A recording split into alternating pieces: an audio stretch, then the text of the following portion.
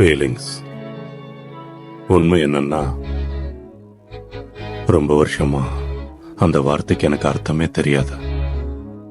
ஏன்னா நான் ஒரே இடத்துல தனியா இருந்தேன்.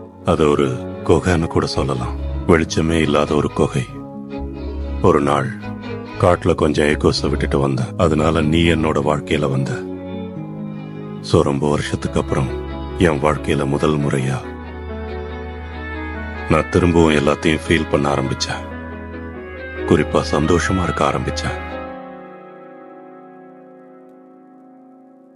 ஆனா இப்ப கொஞ்ச நாளா என்னன்னே தெரியல, நான் உங்ககிட்ட இருந்து விலகி இருக்கிற மாதிரி இருக்கு. நீயும் என்கிட்ட இருந்து பிரிஞ்சு போற மாதிரியே தோணுது.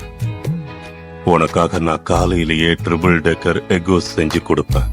தூக்கம் வர வரைக்கும் ஒன்னா சேர்ந்து வெஸ்டர்ன்ஸ் பார்த்துக்கிட்டு இருப்போம். ஆனா நீ வளர்ந்துகிட்டு இருக்கன்னு தெரியும். நீ மாறிக்கிட்டு இருக்க. அதுதான் என்ன பயமுறுத்துது.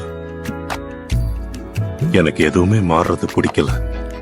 எல்லாம் பழையபடி இருந்த மாதிரியே மாறணும்னு நினைச்சேன். அது தப்புன்னு இப்ப புரியுது. ஏன்னா வாழ்க்கைங்கிறது அது மாறக்கூடியது. நமக்கு பிடிச்சிருக்கோ இல்லையோ எல்லாம் கடந்து போகும். உனக்கு ஒண்ணு தெரியுமா? நீ சீக்கிரமே பெரியவளா வளரணும். உன் வளர்ச்சியை நான் தடுக்க மாட்டேன். சின்ன சின்ன தவறுகள் பண்ணு, அதுல இருந்து கத்துக்க. வாழ்க்கை உன்னை காயப்படுத்தும் போது கண்டிப்பா காயப்படுத்தும். அந்த வலியை நீ உணரணும். அதை உணர்ந்தா தான் நீ குகையை விட்டு வெளியே வந்துட்டேன்னு அர்த்தம். ஆனா பிளீஸ், உன்னை கெஞ்சி கேக்குறேன். உன்னோட இந்த வயசான அப்பாவுக்காக கேக்குறேன். உன் ரூமோட கதவு மட்டும் எப்பவும் ஒரு 3 இன்ச்சஸ் திறந்தே வை.